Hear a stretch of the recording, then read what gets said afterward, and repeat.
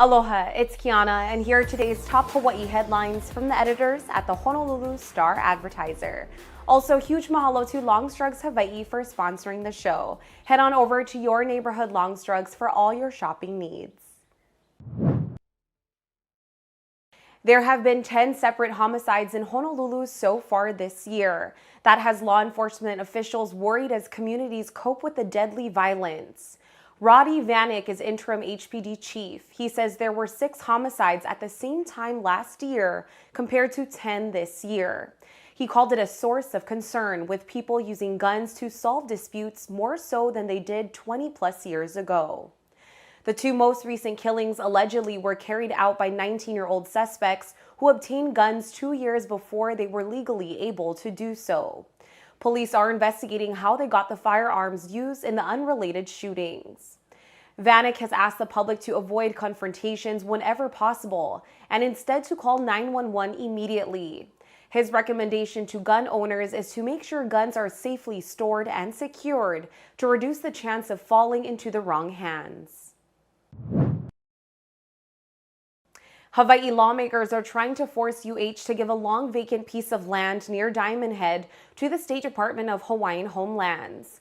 Many state lawmakers have committed to appropriate a record $600 million to DHHL this year so the agency can develop homestead lots on land it already owns around the state. They favor taking the ownership of the Diamond Head property from UH to benefit DHHL. UH intends to seek private development proposals to turn its 2.5-acre site into some kind of healthcare school facility. The site is located across from Kapi'olani Community College on Makapu'u Avenue, between Leahi Hospital and Diamond Head Theater. A 2020 appraisal values the land at between $5 million and $6 million.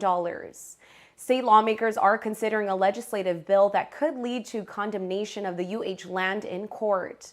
The bill has been referred to a committee and could be sent for a full Senate vote. A Honolulu climate forecasting and risk management firm is predicting an average to below average year of hurricanes for the Central Pacific. Meanwhile, the firm predicts a slightly higher probability of hurricanes coming closer to the islands this year. Climatologist Brendan Lane Larson is co-founder and CEO of Absolute Climo LLC.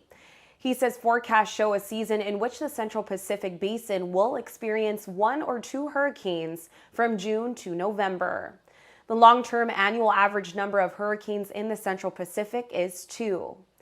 The company's hurricane tracker forecast indicates Hawaii Island, Kauai, Niihau, and the Papahanaumokuakea Kea Marine National Monument area are at modestly higher risk in 2022 than Oahu and the islands of Maui County. The National Weather Service's Central Pacific Hurricane Center has not yet issued its forecast for the 6-month season. That usually happens in May. The long-term average of tropical cyclones of all intensities in the Central Pacific is 4 to 5. A portion of land in the heart of Waikiki is known to nearby residents as the jungle, and it sometimes looks the part with overgrown with grass and weeds. It has also been used as a spot for illegal dumping. State Representative Adrian Tam is leading a drive to get the city to purchase long vacant plots in Waikiki for other use. Tam is a Democrat who represents the areas of Waikiki, Ala Moana, and Kaka'ako. He says nearby residents want a park, a dog park, or a parking lot with charging stations for electric cars. They say almost anything would be an improvement. Tam has introduced a resolution urging the city to buy 19 properties owned by Okada Trucking at fair market value. Okada declined the Honolulu Star-Advertiser's request for an interview. The Waikiki Neighborhood Board is supporting the measure, which was referred to the House Committee on Water and Land earlier this month. Duke Paoa Kahanamoku is known as Hawaii's greatest waterman. Most portrayals of him have focused on the sunny side of his life as depicted in photos and also his statue in Waikiki. A newly released biopic reveals how little we really knew about the quiet, stoic sportsman. Kahanamoku is celebrated as the father of modern Hawaiian surfing, the international ambassador of the sport, and the island's ambassador of aloha until he died in 1968. The self-taught swimmer became Hawaii's first Olympic champion. He won 2 gold and 3 silver medals for swimming in 1912, 1920, and 1924. As a native Hawaiian, he represented the islands with dignity and grace throughout a time of blatant racial and cultural discrimination. Traveling through the mainland U.S., he was frequently refused service in clubs and hotels. He struggled for years to make it in Hollywood, but never got a leading role.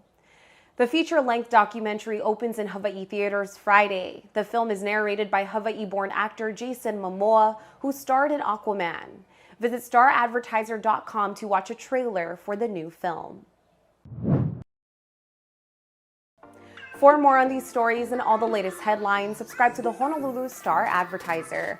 Visit Hawaii's top source for breaking news online at Star-Advertiser.com and download the Star-Advertiser mobile app. Mahalo, have a great day, and we'll see you back here tomorrow.